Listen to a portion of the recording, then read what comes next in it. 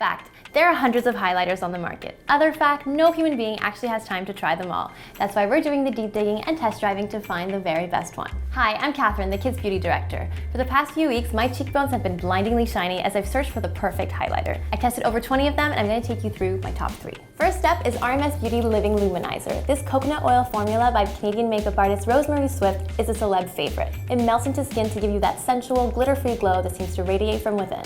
My second contender is Ambient Lighting Powder by Hourglass.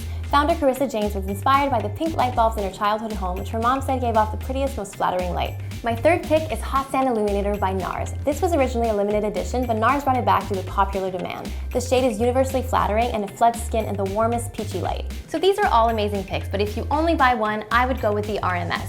It gives you that sort of healthy glow you only get when you get enough sleep, eat right, exercise, have no stress at all, and are head over heels in love. And because those stars rarely align, RMS is here to save the day. And there you have it. Go ahead and dial up that dewiness. The kit's got you covered.